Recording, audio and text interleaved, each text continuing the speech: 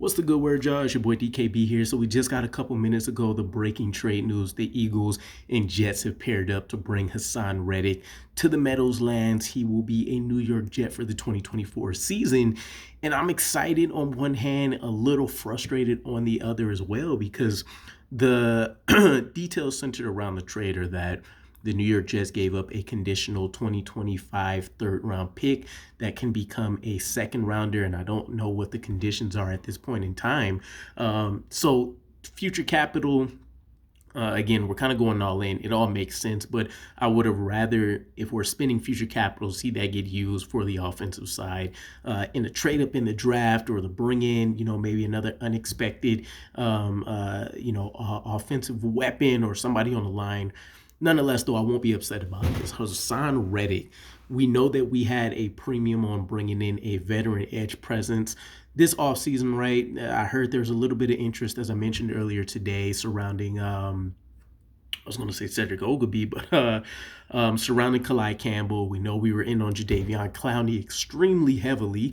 And so Haasan Reddick is one of the next best options that nobody thought would have been available, right? I understand earlier in the offseason, there was a lot of rumors, and then I think a confirmation that he did request a trade because he wanted a new contract from the Eagles, right? You take a look at his last 4 years, he's played at least 70% of the snaps, so he's heavily involved as a starter in their defensive line rotation, which is just as deep as the New York Jets, and he's put up over 10 plus sacks in each of the last 4 years, right? He kind of had a late breakout, and he's been on a consistent trend ever since, which is something that I really, really love to see, right? This is a guy that 100% can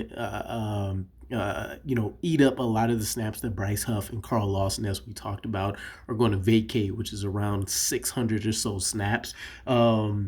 Also, you're talking about a guy that's essentially a pure pass rusher, right? Not to say that he's the same kind of, inept ability in the run game. No disrespect to Bryce Huff.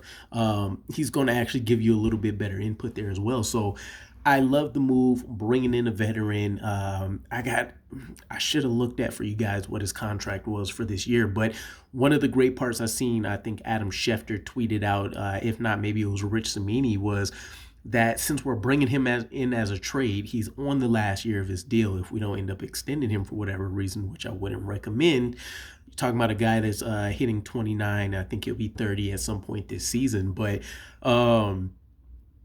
if we do, this is just a one and done deal, right? We're bringing Haasan Reddick for this season. We let him walk. He's going to be added into our compensatory pick formula. So now you take a look at what some of these moves Joe Douglas made over the offseason was trading for Morgan Moses, not going to impact us.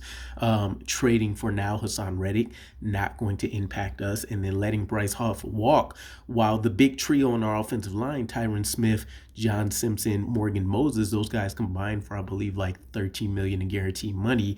Meanwhile, Bryce Huff is making $17+ million a year. So it looks great for us from a compensatory pick standpoint. One of the other minor factors is that in the NFL draft, this should now preclude us, I think I'm using that the right way, should preclude us from needing to even think about drafting a defensive lineman in the first round. So Joe Douglas continues to highly support his head coach and Robert Saleh, what he puts a premium on in that defensive line room, and we can fully commit our attention to offense, at least until day 3. And even then, you're going to be touching bases a little bit. So super excited for this move. Again, a little bit of concerns, maybe some frustration there, but this is a plus move all the way for the New York Jets. Let me know what you guys think, and I'll catch you again. Peace.